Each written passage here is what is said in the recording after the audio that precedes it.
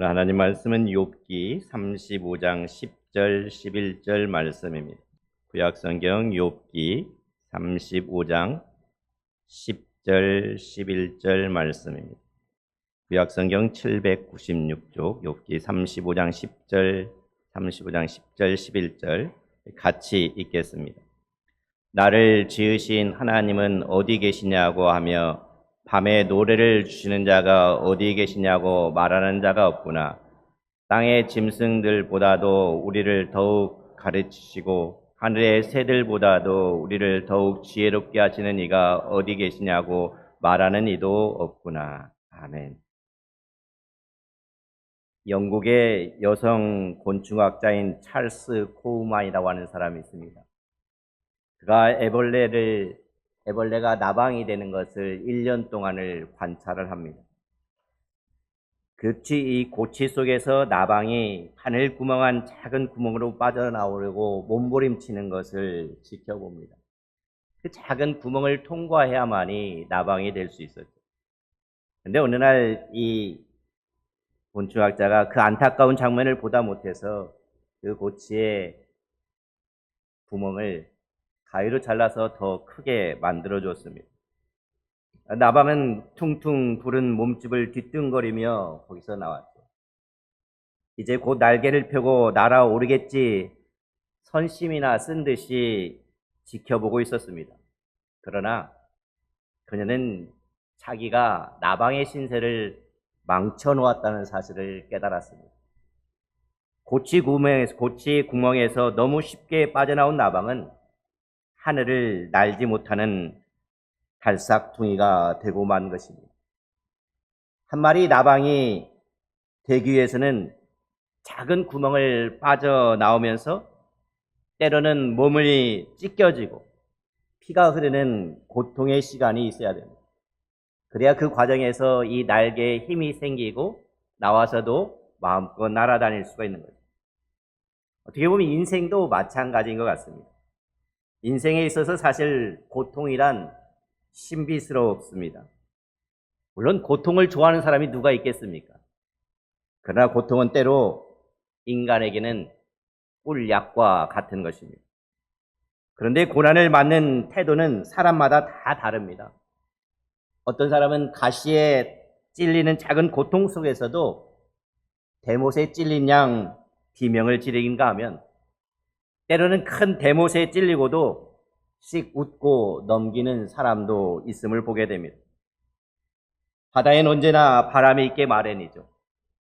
사공이 돛을 올리면 배는 안전하게 더 빨리 항해할 수 있지만은 돛의 방향을 바로 잡지 못하면은 배는 방향을 잃고 엉뚱한 곳으로 가고 맙니다.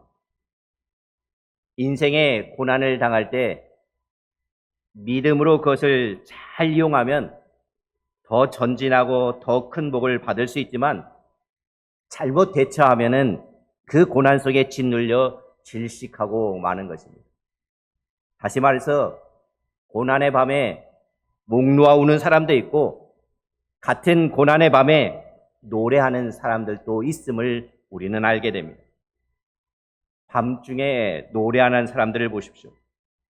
깊은 밤과 노래, 얼마나 역설적입니까? 이처럼 어울릴 수 없는 양극단의 조화 속에서도 그 속에서의 기독교의 참 신앙의 맛이 있음을 우리는 알 수 있습니다. 기독교는 어떻게 보면 노래로 시작하여 노래로 끝이 나는 종교입니다. 기독교는 예수님의 탄생 베들레헴 말구에서 시작된 천군 천사들의 축하 찬송과 목자들의 노래로 시작하면서 요한계시록의 대합창으로 끝이 나는 것입니다. 기독교는 생일날에도 노래하지만은 장례식에도 노래를 합니다. 신앙 안에서는 빛 가운데 기쁜 찬송이 있고 어두운 가운데서도 신금을 울리는 애절한 찬송이 있음을 알 수가 있습니다. 신앙인, 그리스도인은 그 밤중에 노래하는 사람들인 것입니다. 그 밤중에 노래를 주시는 이가 바로 우리 하나님이시기 때문에 그렇습니다. 세상에 낮과 밤이 있듯이 인생에도 낮이 있으면 밤이 있을 수가 있죠. 갑자기 우리들이 건강이 나빠지기도 하고, 또 직장을 잃어버리기도 하고, 사업이 잘 안 되어서 가슴을 애태우기도 하죠. 때로는 가족의 남편 때문에 가슴에 멍이 들기도 하고, 자식 문제 때문에 엉클어진 머리를 붙잡고 눈물 흘릴 수도 있을 것입니다. 가족 간에 또한 종교적 갈등으로 인하여서 고민하고 있을 수도 있습니다. 고난의 밤엔 찾아온 것이죠. 밤을 좋아하는 사람이 아무도 없습니다. 그런데 하나님께서도 우리가 싫어하는 인생에 밤을 주십니다. 다시 말해서 이 세상에서 고통을 당하지 않는 사람은 아무도 없다는 것입니다. 없다는 것이죠. 그런데 우리는 생각합니다. 나만 왜 이 고통을 당하냐? 왜 나에게만 이 고통을 당할 수밖에 없냐고. 여기에 고통의 무게가 있는 것이죠. 고난은 하나의 신호이기도 합니다. 하나님의 아들 예수님께서 고난당했던 것처럼 우리들도 고난당할 수가 있는 것입니다. 그러므로 우리도 고난을 피할 수는 없습니다.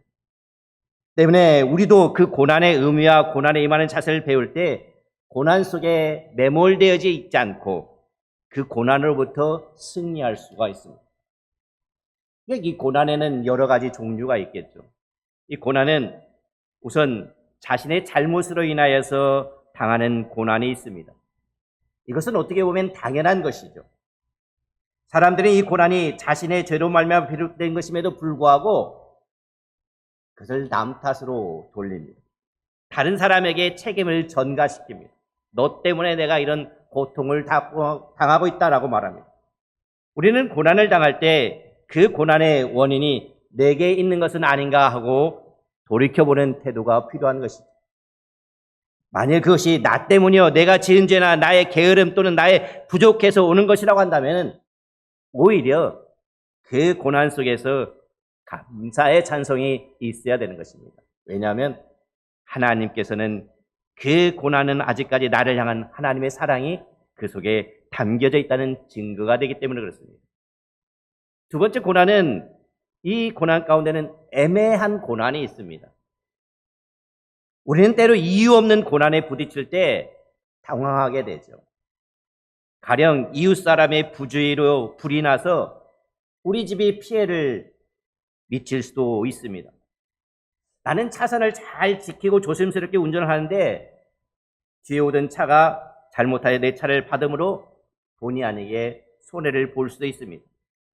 이때 이것을 우리는 어떻게 해석해야 될까요? 비록 인간 편에서 볼 때는 불합리한 고난으로 보일지라도 하나님 편에서는 틀림없이 거기에 고난의 이유가 있다고 믿는 것이 신앙인 것입니다. 독일의 히틀러가 유대인을 무참히 학살할 때 유대인들은 이런 기도를 남겼습니다. 나는 태양이 빛나지 않을 때에도 태양이 있음을 아노니 나는 내가 사랑을 느끼지 못할 때라도 누군가의 사랑이 있음을 아노라. 나의 하나님이 침묵을 지키실 때에도 나는 하나님이 여전히 선하신 분이심을 믿습니다. 라고 있습니다. 칠흑 같은 어둠이라고 할지라도 작은 불빛만 있으면 그 어둠은 사라지게 되어 있습니다. 근데 오늘 우리가 읽은 이 욥을 보면은 이 욥의 고난을 보면은 이렇게 생각할 수가 있죠. 우리가 선을 이루기 위한 자원의 고난이 있기도 합니다. 문제는 이 본문에서 이 욥이 당한 고난은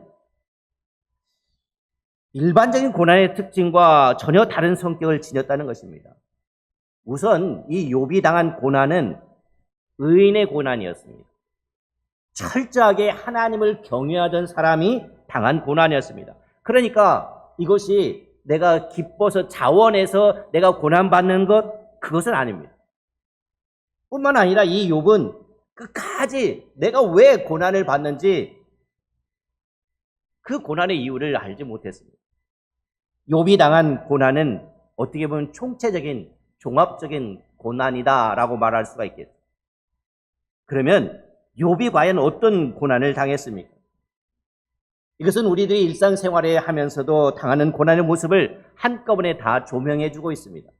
첫 번째로는 재산을 다 잃어버렸습니다. 피땀 흘려 모은 재산, 안 입고 안 먹고 안 써서 모은 그 재산을 잃어버렸다는 것은 참으로 마음 아픈 일이잖아요. 평생토록 애써서 모아놓은 재산을 하루아침에 빼앗기고 아무것도 없게 될 때 이것은 정말로 마음 아픈 일입니다. 욥은 참으로 부자였습니다. 한마디로 성경이 이렇게 표현합니다. 욥은 동방에서 제일 가는 큰 부자였다라고 말합니다. 욥은 동방에서 제일 가는 큰 사람이었다라고 말합니다. 그런 사람이 하루아침에 거지꼴이 되고 말았습니다. 무슨 대단한 잘못도 없이 재산을 다 빼앗겨 버렸습니다. 이런 억울한 일이 어디가 있겠습니까? 무슨 죄 때문에, 누구의 죄 때문에 이런 일을 당해야 하는 말입니다. 의인이요, 하나님을 경외하는 사람이 이 어려운 고난을 겪게 되었다는 것입니다. 재산을 다 뺏겼습니다. 두 번째로는 자식으로 인한 고난이었습니다. 재물이 아무리 귀해도 자식의 비할 바는 못 되잖아요. 화목하게 지내던 10남매가 형님 댁에서 잔치를 하다가 집이 무너져 다 죽었다는 것입니다. 세상에 또 이런 고통이 어디 있겠습니까? 내가 당하는 고통보다 더 한층 뼈아픈 고통이 자식으로 인한 고통인 것입니다. 이 욥에게는 그러한 자식으로 인한 고난이 있었습니다. 세 번째로는 사랑하는 아내, 모든 친구들이 욥을 저주하고 떠나버렸습니다. 여러분, 가까운 사람들로부터 이해받지 못하는 고난을 경험해 보셨습니까? 이것은 정말 큰 고난이잖아요. 이에 더하여서 건강까지 잃어버렸습니다. 머리에서 발끝까지 종기가 나서 이것을 기왓장으로 긋고 잿더미에 뒹굴며 몸부림합니다. 이 얼마나 처참합니까? 건강을 잃으면 모든 것을 잃어버린다고 하지 않습니까? 바로 이런 상황 속에서도 욥은 고난의 이유도 그 의미도 알 수 없었다는 것이죠. 그래서 괴로웠습니다. 어머니, 왜 나를 태어나게 하셨습니까? 어머니, 왜 나를 낳았습니까? 왜 나에게 젖을 먹였습니까? 이처럼 자기 생을 저주합니다. 그럼에도 불구하고 끝까지 하나님을 원망하지 않았다는 것입니다. 또 우리가 생각할 때 계속해서 어떤 문제, 원망, 불평 이것만 생각하면 거기에 빠져 있을 수밖에 없습니다. 그러나 이것을 이길 수 있는 방법은 뭐냐면은 아까도 말했듯이 어둠을 이길 수 있는 것은 무엇이겠습니까? 빛입니다. 절망을 이길 수 있는 것은 무엇이겠습니까? 소망입니다. 바로 이 욥은 하나님을 원망하지 않았습니다. 그때 옆에서 이와 같은 상황을 지켜보던 젊은이 하나가 있었습니다. 그가 바로 엘리후라고 하는 사람이죠. 그러니까 계속 듣기만 하던 그는 입을 열어서 말하기 시작합니다. 오늘 본문의 말씀인데 이 엘리후가 말하는 하나님이 어떤 하나님인가 한번 보세요. 본문에서 엘리후가 발견한 귀중한 사실이었는데 이 고난의 밤을 허락하신 분이 누구라는 것입니까? 하나님이시라는 것입니다. 이 고난은 하나님께서 자기 백성을 사랑하고 성숙시키는 지혜라는 사실입니다. 자연계에 밤을 만드시는 것은 하나님의 창조 지혜인 것입니다. 꽃은 아침에 피어나기 위해 밤을 준비합니다. 새벽마다 올 때 반갑게 맞이해주는 꽃이 있습니다. 저녁 때는 낮에는 쪼그라져 있다가 아침에 활짝 펴있는 꽃이 있습니다. 예, 교회에도 있죠. 나팔꽃입니다. 아름다운 봉오리가 이슬을 머금고 입을 벌리고 피어나기 위해서는 어두운 밤 동안 준비를 잘 해야 됩니다. 어떻게 보면 밤이 없다면 꽃은 피지 못할 것입니다. 인생의 밤도 마찬가지입니다. 이 밤 동안 인간에게 꽃을 피울 준비를 시키는 것입니다. 만일 고난이 없다면 인생의 꽃은 피지 못하고 신앙의 꽃은 연글지 못한 채 시들고 말 것입니다. 다시 말해서 자기 교만, 자기 사랑에 빠져들고 만 것입니다. 하나님은 무서운 고난의 골짜기를 용광로로 이용하셔서 당신이 필요한 그릇으로 만드심을 보게 됩니다. 옛날 어린 시절에 시장에 가면은 대장장이가 있었습니다. 대장장이들은 그 철을 가지고 용광로에 집어넣죠. 풀무불에 집어넣어서 뜨겁게 달굽니다. 그리고 나서 그것을 꺼내서 망치로 두들기면서 모양을 냅니다. 거기서 호미도 만들어내고 낫도 만들어내고, 그러니까 이 벌겋게 용광로에 달고 원하는 형태로 두들겨 만듭니다. 그리고 찬물에 담그잖아요. 원하는 형태로 만들어지지 않을 때는 다시 그 불 속에 집어넣습니다. 그리고 다시 꺼내서 두들겨서 그 형태를 갖추는 것을 보았습니다. 성경 속에서 하나님의 손에 바로 쓰임을 받은 인물치고 인생의 밤을 통과하지 않은 사람은 아무도 없습니다. 우리가 신앙이 좋다고 하는 사람들도 보십시오. 그 사람들의 삶을 보면은 여러분은 간증들을 많이 듣잖아요.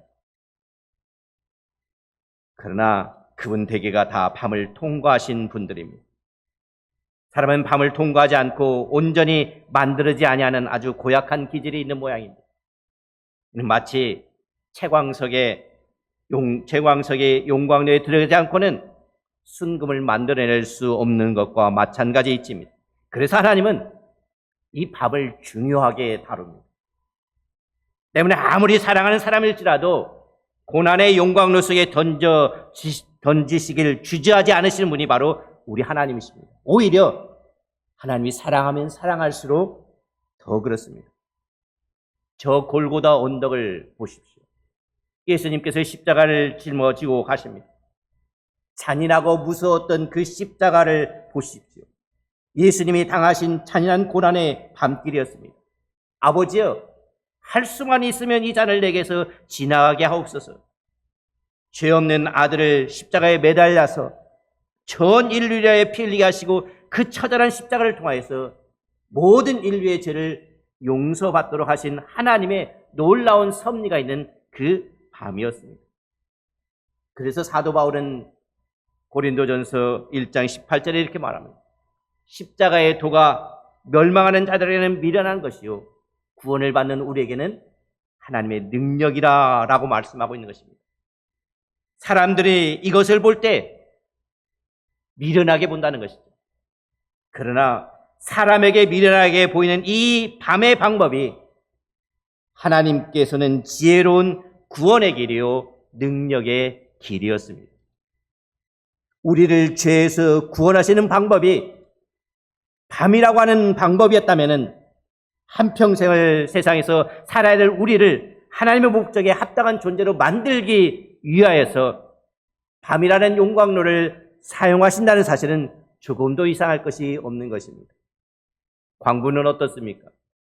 불순물이 잔뜩 섞여 있는 이 채광석을 용광로 속에 던지기를 조금도 주저하지 않습니다. 왜냐하면 광부의 관심은 불순물에 있지 않고 잠시 후에 흘러내릴 순금에 있기 때문에 그렇습니다. 욥의 사건을 통하여 엘리후가 우리에게 소개해준 하나님의 독특한 성품이 있습니다. 그분은 밤을 허락하시는 분에서 끝나는 것이 아니라 그 밤중에 노래하게 하는 하나님이시라는 것입니다. 고난만 허락하는 잔인한 하나님이 아니란 말입니다. 바로 여기에 우리가 고난과 시련 가운데서도 밤중에 노래하는 사람, 그 사람이 될 수가 있다는 것입니다. 밤중에 기도와 소망과 찬양을 할 수 있는 근거가 바로 여기에 있습니다. 왜요? 우리로 하여금 밤중에 노래하게 하시는 분이 하나님이시기 때문에 그렇습니다. 밤중에 노래하는 사람들이 얼마나 장쾌하게 멋있게 살아가는 사람들입니다. 인생의 밤중에 노래하게 하시는 하나님을 우리는 찬양해야 될 것입니다. 밤, 어둠, 절망, 문제 이러한 것만 생각하지 말고 빛, 소망을 마음속에 부으시기를 바랍니다. 그것이 있을 때 그 어둠은 사라지게 될 것입니다. 밤중에 부르는 노래는 낮에 부르는 노래는 다릅니다. 만물은 고요함 속에 침묵하며 보이는 것은 아무것도 없는 칠흑 같은 그 어둠, 그리고 나에게 남은 것은 고독한 외로움, 그리고 또 하나 남은 것이 있다면 처절한 실패와 눈물, 그것뿐입니다. 이 속에서 무덤 같은 침묵을 깨고 감사와 감격의 눈물로 하나님을 노래하는 것입니다. 이것이 바로 신앙인 것입니다. 여러분 기억하십시오. 성공한 자가 감사하고 노래하는 것이 아닙니다. 감사하고 노래하는 자가 성공한 자인 것입니다. 여러분, 꽃이 만발한 아름다운 동산에 꽃 한 송이를 꺾어 들을 때 노래가 절로 나오지 않습니까? 아니잖아요. 하나님 없는 인생은 잘 먹고 잘 사는 풍요로운 환경 속에서도 감사와 찬송 대신 자만의 거드름을 피우고 있는 것입니다. 오늘의 성공과 행복이 자기가 잘나 만들어진 것으로 착각하고 자랑하고 있다는 것입니다. 하나님 없이는 아무것도 소용이 없는 것입니다. 우리 가운데 어떤 이는 미풍과도 같은 작은 시련 속에서도 하나님을 원망합니다. 하나님, 나에게 왜 이런 고난을 주십니까? 그리고 신앙을 배신하고 돌아서는 사람들이 얼마나 많이 있습니까? 하나님을 만나는 사건이 없다면은 이들은 신앙이 마치 생애 액세서리와 같이 여길 뿐인 것입니다. 어떤 이는 귀여운 아기가 병원에 입원했다고 낙심합니다. 또 어떤 사람은 교회에 온 사이에 집에 도둑이 들었다고 신앙을 버리고 떠납니다.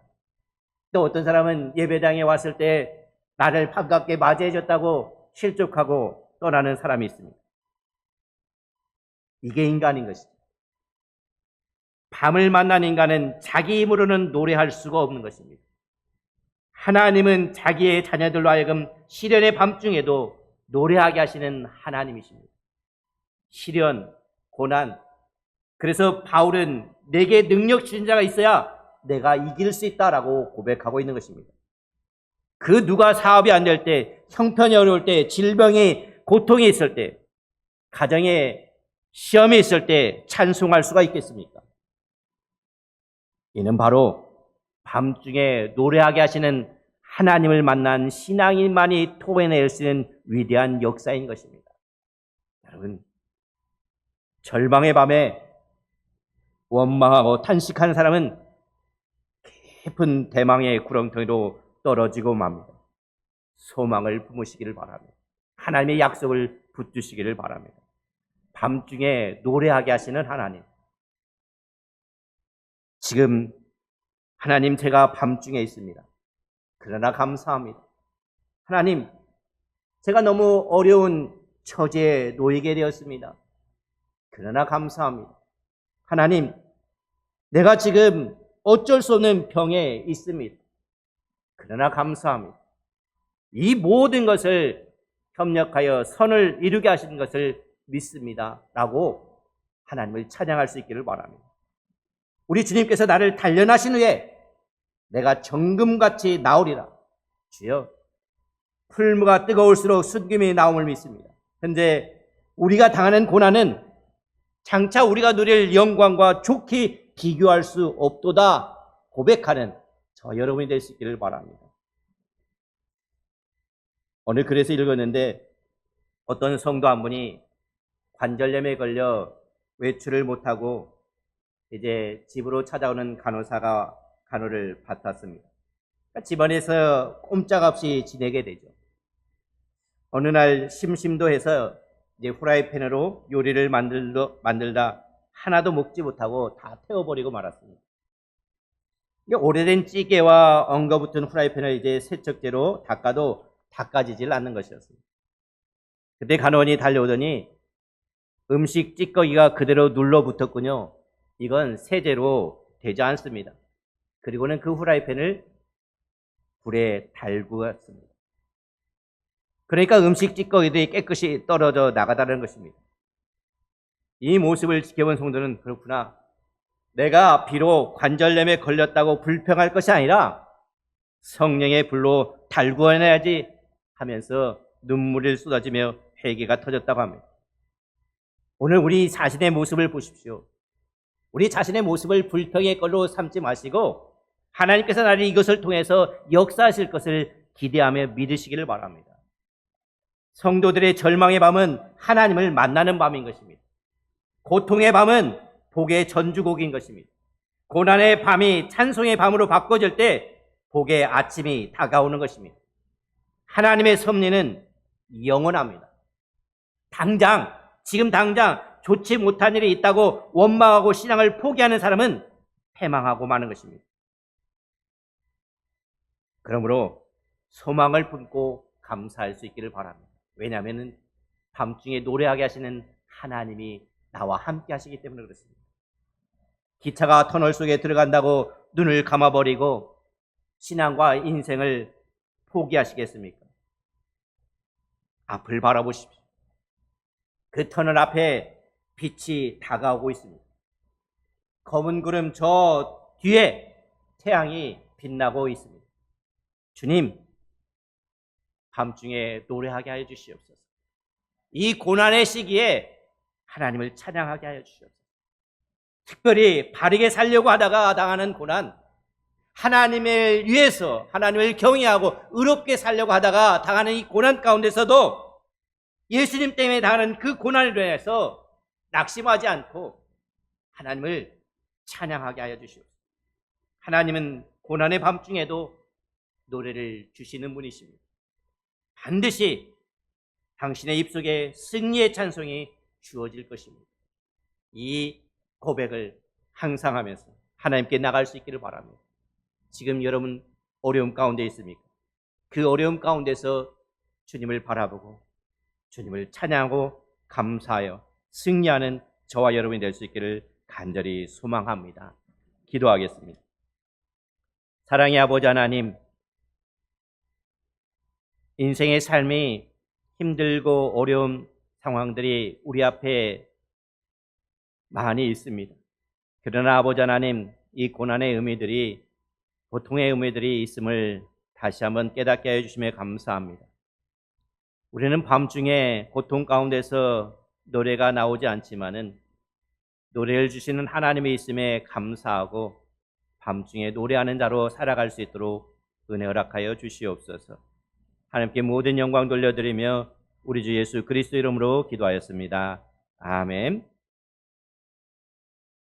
지금은 우리의 연약함을 붙드시는 우리 주 예수 그리스도의 은혜와 거룩한 자녀로 살게 하시며 도우시는 밤중에 노래하게 하시는 하나님의 무한하신 사랑하심과 우리를 내버려 두지 아니하시고 우리 속에 들어오셔서 역사하시는 성령의 충만한 위로와 감동하심이 오늘 또 하나님의 말씀을 듣고 마음에 새기며 말씀대로 살기로 다짐하고 결단하는 성도들과 그들의 가정과 그들의 사업터 위에 지금부터 영원히 함께 하시기를 우리 구주 예수 그리스도 이름으로 간절히 축원하옵나이다. 아멘.